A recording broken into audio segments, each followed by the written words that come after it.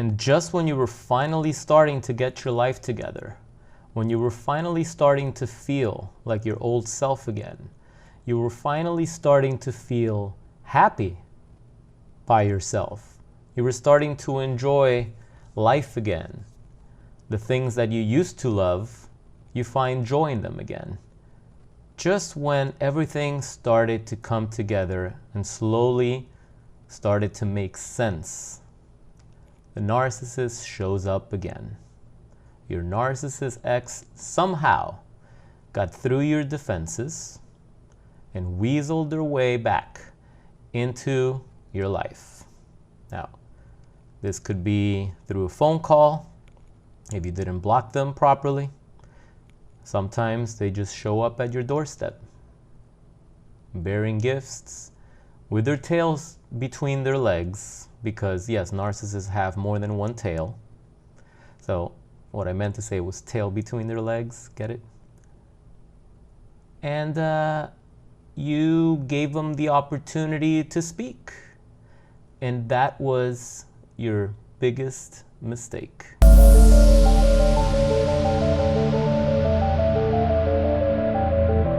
When the narcissist comes back after X amount of months, even years, you have to understand it's that things didn't work out for them the way they thought. What they thought was gonna be a happy ending with their new supply backfired. They didn't get the fulfillment they predicted. It's possible the new supply saw right through their BS. Sometimes they just genuinely miss you. Not genuinely like you and I would miss somebody, but they genuinely miss what you brought to the table or what you meant to them. Let's be a little nice here. What you meant to them. Because narcissists, as we've established, they're always after what? The terminology is narcissistic supply, right? But what is narcissistic supply to every narcissist? It's not always money. It's not always shelter. It's not always financial security. Sometimes it's just the rush they get from chasing you and the struggle, the challenge of trying to get you back, and when you finally give in and they finally locked you down again. Sometimes that's what it is. Sometimes it's just that attention. The attention that only you can give them in a way that fulfills them more than any of their other sources of supply. That's why some of you ask me, how come they have all these other people and yet after all these years they just can't let me go? Why is it that the narcissist cannot let me go? I wish the narcissist would just forget about me and just stop coming back. There's something that you offer. Sometimes it's just that you're very resourceful, but there's just something about you that they really, really value. And it's unfortunate that it's not true love like we all want. It's not that. It's something that only the narcissist understands. It's something that only makes sense to them. And they see that in you. Sometimes they just love the fact that you can call them out for what they are. Sometimes, a lot of times, these narcissists come from broken homes, chaotic childhoods. Their fathers were unavailable. They walked out on their mom. They came back, right? Abandoned them again, came back a few years later. So as a child, this is what they were exposed to. I'm just giving you one of the many, many, many, many examples of how narcissists and sociopaths are raised, or what traumatic situation occurs to them at an early age that triggers this personality disorder to take place. But imagine just that example that I gave you. The narcissist grows up in an environment where the father is abusive to the mom or abandons the family and then later comes back and they remarry, for instance. So this is what they grew up with. This is what they think is acceptable. This is what they, at an unconscious level, feel that this is what love is. It's no matter what happens, no matter how long they leave, they feel that they can always return to you and that you will always take them back, because that's what mom and dad did. That's what mom and dad did. So they don't see anything wrong with it in the long run. They understand that it's, messed up, but they don't beat themselves up over it too much. Otherwise they wouldn't show up. Thing is that they do. They do show up. They show up after 6 months. They show up after 9 months, after a year, after 2 years. You've read some of the comments. These people will continue coming back as long as you take them back. But problem is that when they finally came back and you were starting to get, you were finally, feeling good about yourself, and they came back, you thought that you were in the power seat now. You thought that now you're in control. You thought that now you can tell them, hey, you know what? I'll think about it. I'll consider if I'm gonna let you back into my life now, because I'm good. I'm already seeing someone else. I've been good without you, blah, blah, blah. We're riding this high horse, right? Deep inside, we already know we're gonna take them back. Because no matter how hard we worked, or how hard we failed to work, right? We maybe distracted ourselves with some other stuff, but we didn't really heal. Just the presence of the narcissist alone fills that void that we've been trying to fill with superficial things. So deep at the core, we already know we're gonna take them back. And they know that. They know that. So we can put up a front all we want. We can ride this high horse. We feel like we're in the power seat. And we're gonna make it known that we're in the power seat. We're gonna let them know right away, hey, I'm not putting up with this. This is what you did, blah, blah, blah. If I take you back, things are gonna be different now. Okay, I'm calling the shots now. These are the terms, right? We give them all these faux boundaries that we're laying there, but they have no backbone. They have no backbone. And you see the narcissists, they're, like I said at the beginning of the video, they have their tail between their legs. You see them super, super vulnerable. They're crying, like their eyes are already red when they first showed up, like they've already been crying. And for a moment, you confuse all that with like true human emotion. Like you really feel that it's like, wow, they look crushed. They're really, really crushed. And I can only imagine how bad things got that they're coming back to old faithful. Because that's what we are, right? We're good old faithful. They can always come back. The door stoppers, right? That's what we are, what we were before doing the work. So, your human side is going to notice that. Your human side is going to show empathy. Your human side is going to find a connection with the narcissist at their lowest point. We're going to show empathy. We're going to give them another chance. A second, third, fourth, fifth, sixth, seventh chance. Took me seven times at one point, right? But we do it because we feel that we're in control. And that's part of the trauma bond cycle. Have you seen my trauma bond manifesto video? Or if you haven't seen it, check it out now. But if you've seen it, then you probably understand that it's not like the narcissist's idealization, devalue, discard. It's more like discard weeks or months of suffering without them, which feels worse when they're gone. And then they come back, and now we feel like we're in the power seat, right at the top of the circle. Let me move my hand over here. And sometimes it takes just a week. Just a week, they'll start devaluing you again, or they'll start doing the same things that they did in the first place that caused the relationship to fall apart. So you lay down your terms, all high and mighty. They'll comply for a few days. That's one thing they're very good at. Oh, so what's the problem? You need me to text you right away. You need for me to respond within 20 to 30 minutes or even faster. No problem. And you'll see, they'll respond to you right away. You want them to text you in the morning? They'll text you in the morning. You want to text good night? You'll get your text goodnight. You want your little hearts and the emojis, like back in the beginning of the relationship. You'll get all that and more. You want to go out to dinner. You want to plan dates in advance. You want to cuddle. You want to watch your movies. You want to start planning vacations. Whatever it is, whatever you're demanding.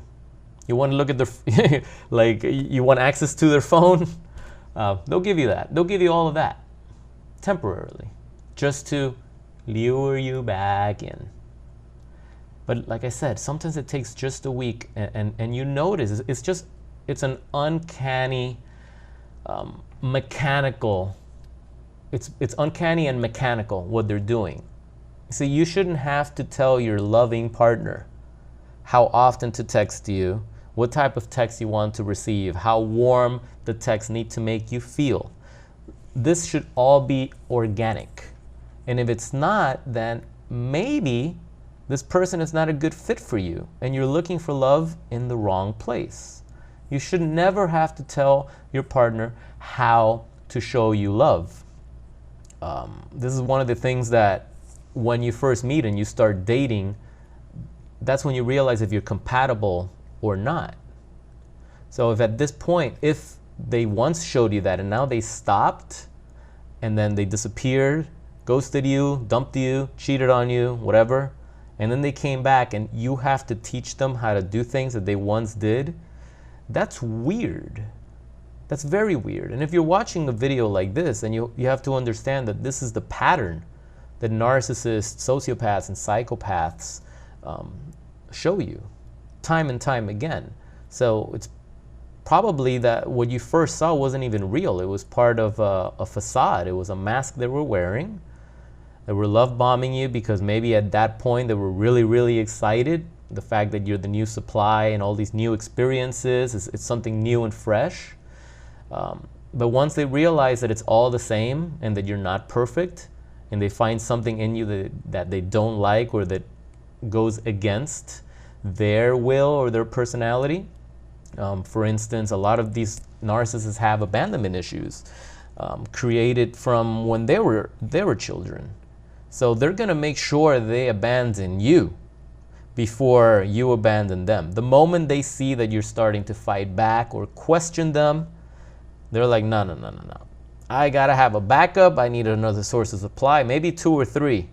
Because this is not going to last, and there's no way in hell I'm going to let this person walk out of my life the same way my father or my mother did when I was a child. That's not going to happen. See, this internal dialogue that the narcissist has over and over and over again triggers them to do some of these unacceptable behaviors, these patterns of behaviors that they have. And just because they had an abusive childhood does not mean that you are their savior. This is not a burden you need to take on. It should not give them a green light to abuse you at all. And that's the confusion. That's the confusing part for many of you. You feel like, well, they had a rough childhood, they had a rough upbringing, they're struggling. You know, I know they've done some horrendous things to me, but it's just that I feel so bad. You know, like they don't deserve that. Like maybe had they been shown a different way, I want to be that person that shows them. I want to be that person that helps them. I want to be the person that's responsible for their growth or for the change. And we take on that fatherly or motherly role that they didn't even ask for in the first place. So you fall back into the trap of taking them back. And a lot of times, these toxic people, I know this is an anti-narcissist channel, but this type of stuff happens even with non-textbook narcissists. You know, you don't have to have narcissist personality disorder to be abusive or to be a cheater or to be a liar, a pathological liar, to have abandonment issues. These are traits that fall into the NPD chart, but it doesn't mean that somebody without NPD can have those traits too. It's just you got to look at the malignant intention behind it and how many of those check boxes do they check off. But that's just to give them a proper diagnosis. Shouldn't really matter if someone's cheating. If someone's a cheater, that should be a deal breaker. I don't know what your religious beliefs or your moral code is, but for me, that's a deal breaker. And I think for most of you, it's a deal breaker too. And it's unfortunate that we took them back knowing that they had cheated. That's how horrible this trauma is, that we go against our moral code and we take them back because we're so trauma bonded to them. We're so addicted to the feelings that they generate just by breadcrumbing us, because that's how bad it gets. So just, you know, if you're wondering why is it that you take the narcissist back, well, I just gave you a bunch of reasons, and one of them, you know, the biggest one is that we feel like we're in the driver's seat now. We feel that once they come back, hey, we're calling the shots, and this is how it's gonna be, and I got boundaries, and if you cross those boundaries, I'm ass out or whatever, and you're gaslighting yourself because you guys know that you don't uphold those boundaries. If you're watching this video, you probably don't, because if you did, you would have already moved on and you don't care about learning about this type of stuff anymore. But if you've been through this trauma bond cycle, then you know that at that first week, you're like, yeah, I got things under control. And your friends are like, are you crazy? You're gonna take that person back after all the hell that you've been through and all the counseling that you've paid for and all the hours on the phone that I've been there for you. Like, what the hell's wrong with you? And they're like, nah, I got this. I got it under control. I'm handling the situation. It's not gonna be how you think. It's not gonna be like before. And your friends just roll their eyes, and if they really care about you, they get really, really pissed off. They get really, really pissed off. And yeah, you're gaslighting yourself. Is a delusion. Because after a few days, oh, sorry, babe, I woke up late. I forgot to text you. And, you know, it starts with that. It starts with, hey, you know, it's been 2 or 3 hours and I called you 2 or 3 hours ago. I know you're not at work because you don't have a job, or today's your day off. Like, what the heck is going on? That cycle starts again. And since you go against your moral code once more, and you allow them to cross your boundaries once again, now you start feeling bad for yourself. Now your self-esteem severely drops once more, because you're like, what the hell, I'm stuck again.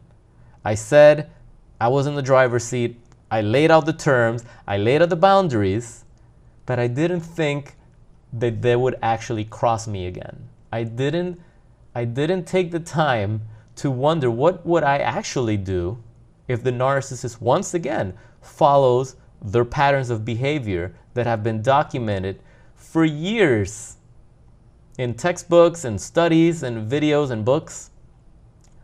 You didn't take the time to really grasp that this is what they do and what they're always gonna do.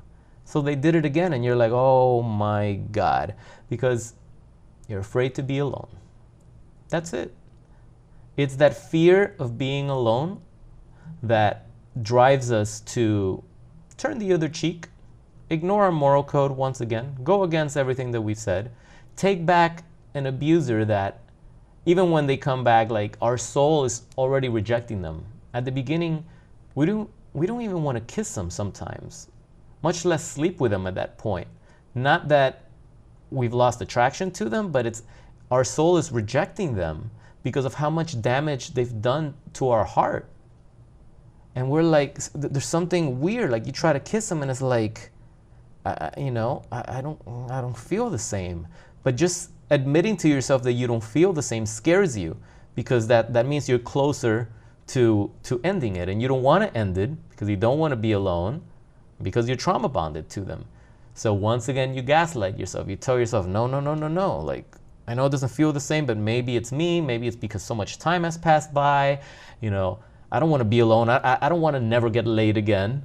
I got to make sure I find that spark again, right? And you start doubling down already, like, the chaos starts all over again for you. Meanwhile, the narcissist is just getting what they want. They're back. You took them back. They respect you even less now, because what type of a person takes back someone that's constantly abused them and cheated and lied to them, right? What kind of a person would take someone like that back? Well, a person that has low self-esteem, low self-worth, and a severe fear of being alone. And I've been there too. So I'm pointing the finger at myself too, right? So the narcissist is very intelligent. The narcissist also knows, damn, what type of a person would take me back after everything I did? You're taking me back. What does that say about you? And then they're like, because they're so full of themselves, it's like, well, what does that say about me? That means that I'm dating low-hanging fruit, because only low-hanging fruit would take a piece of shit like me back. So they respect you less. So you know what happens? They'll go and they cheat on you again and they abuse you again because you don't mean shit to them. You don't mean shit to them. When they make that connection and they get that awareness, it's like, yeah, this is trash. This is trash, and I feel like trash for being with someone that will take trash back. So it messes them up.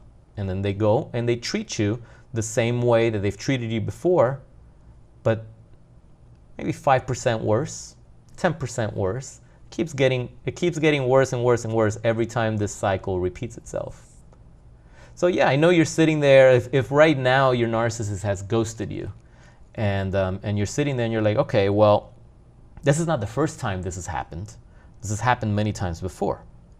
And last time it took a month and they came back. And then the second time, it was a month and a half that they came back. So right around the month and a half mark, your brain already is expecting a Hoover attempt. Sometimes it's after 5 or 6 months. So you go through your hell weeks, you go through those months of depression and loneliness and isolation. You feel worse because when you're in a trauma bond, it feels worse when they're actually gone than when they're in your life abusing you. Then you finally start adapting to life without them. And then what's keeping you going, and this is the crazy part, what's keeping you going is a little bit of dopamine release that you feel when you think that, hey, you know what? Right around the 5-month, 6-month mark, that's how long it took last time. So I think around that time, I'm probably gonna hear from them again. And that in and of itself makes you feel good. Because even if you're convinced that you're not going to take them back, just the thought that they're still thinking about you, that they care enough to come back again after all this madness, gets you through the day. That's how toxic this trauma bond is. And if the year before they left you, you guys enjoyed your birthdays together or Christmas together, well, guess what's going to happen around the holidays? You're like, oh, you know what? When the holidays come, for sure they're coming back. Like, I know it sucks now, but I know around the holidays, they're going to think of me, they're going to remember, and I'm going to get some sort of card, I'm going to get a text somehow, they're going to show up, they're going to do something. But then your birthday came and nothing. And then Christmas came and nothing. And whatever holidays you guys celebrate, or whatever anniversary you had that you were convinced that they would show up around that time, Valentine's Day maybe, it came and went. It came and went and you didn't hear from them. So you know what starts happening at that point? You automatically start healing. Because once that anniversary date that you were so convinced that you would hear from them comes and goes and not a peep, your brain realizes, hey, I'm not in a loop. This is not going to repeat itself because look, time and time again, this is what would happen, but this time it didn't happen. So this might be, wow, this might be the end. And you might feel a little low when you make that realization. But at the same time, you won't even notice, but you start feeling a little better. It's kind of like you can turn the page. Your brain automatically turns the page a little bit. And I don't mean turn the page like that's it. You don't even think of them. You're completely over. You're indifferent. I don't mean that. I mean, it's like a milestone. That's what I'm talking about. It's a milestone that occurs. And it's cool. It's cool. It's a double-edged sword because at the same time, depending how much of an analytical, cynical analytical person you are, when you realize that it's been 9 months, 10 months, it's coming close to a year, you're like, I can't believe it's been a year. Like a year? Like, are you serious? I haven't heard from this person in a year. Like, this person that was part of my life for such a long time has become my enemy. Like, really? Like, it's really gonna be like that? Like, after all the times we were there for each other, when we were sick and we cared for each other, when we would spend hours on the phone, all these plans that we had, all these memories that we shared. And now they're enemies. You have to see them as your enemy, right? Because they totally betrayed you. The betrayal was legendary. But that doesn't sit well in your stomach, does it? Just even talking about something like that can bring tears to your eyes. Because it's like, wow, how can this be that someone that was so special to me is my enemy now? And it could never be the way it was ever again. Because of the betrayal, it could never be like that. You know how sometimes you lose touch, you like your friends, you lose touch with each other. Nothing bad happens, just, you know, people get busy, they don't have time for you, you don't have time for them, you're distracted. Maybe you have some new friends that have more things in common with you, and you know, you kind of like outgrow your old friendships, but not in a bad way, not in a bad way. And then at some point you touch base again, and it's kind of like you continue from where you left off, and there's no animosity. It's cool that you can do that, right? It's cool that it's like, hey, you know, I haven't talked to this person in like 8 months, but I know someday I'll hear from them. I know at some point we'll catch up and we'll go out for a coffee or we'll do something online or whatever.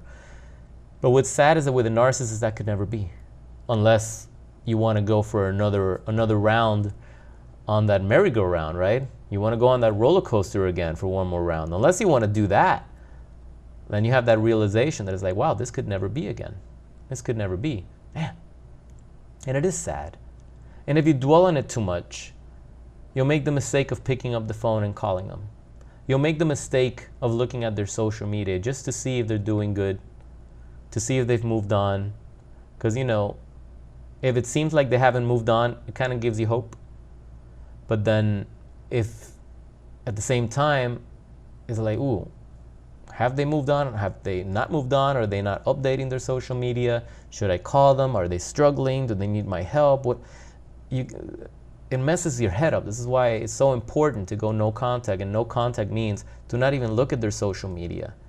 Do not even look at anything that they could be posting online, because whatever people post online, first of all, is not even true, because we have the tools and the control to post and touch things up and type any caption we want and make it seem that our life is so amazing when it's not. So just because they post a picture and they're with someone else, A, that doesn't mean that's their new supply. B, that doesn't mean that they're still with them. C, it doesn't mean that they're happy. D, you know, all of the above, or enter your own multiple choice answer at that point. But nonetheless, these thoughts, because you're human and all the empathy that you have, these thoughts are also why you get lured back into missing them and wondering and hoping, damn, you know, maybe if they come back, I'll at least hear them out. I just want to hear what they have to say. I just want to see if we can get some closure. For a lot of people, they've moved on, and well, you think they've moved on, they're in another relationship, but they still need the validation. They still want the validation of the narcissist ex. They still want to know what went wrong. They want an apology or something, like because these relationships end so abruptly that it leaves you in a state of disarray. And even if you start dating again, if you haven't truly healed from this process, you're going to be in that relationship in a brain fog, and you're probably going to be the toxic person to your new romantic interest or your romantic partner. You're going to be the toxic one to them because you haven't healed, and you're still carrying this burden, and you talk about it all the time, and your new partner can see that you're like your mind is in the moon. You're not present with them. You're not present.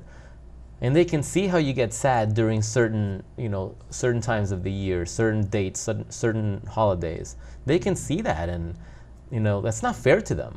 It's not fair to them. So if you haven't healed from this trauma bond, if you haven't healed from any previous relationship, you're not ready to date. You're not ready to date. And I don't buy into the whole hookup culture thing. So, and I will hope you don't too, because that's just a trap. It's a trap that leaves you totally unfulfilled and leads you down a dark path. I can attest to that.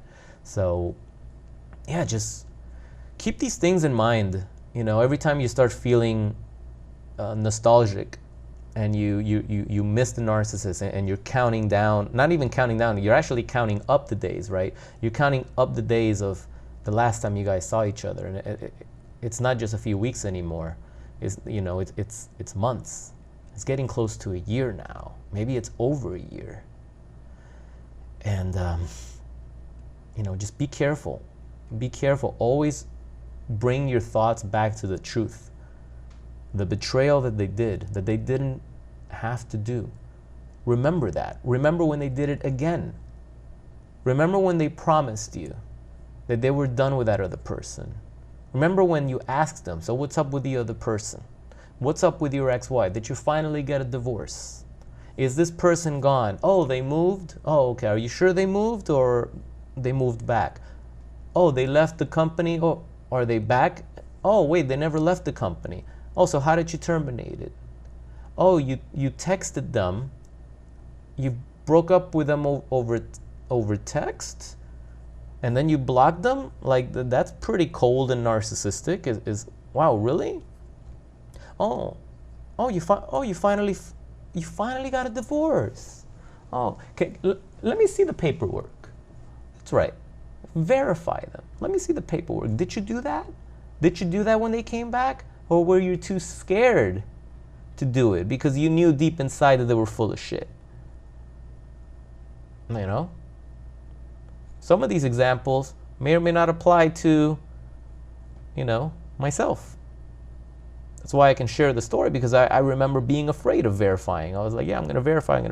And then when the time comes, you're afraid to verify because you can already tell by the way they're answering the question that they're full of shit.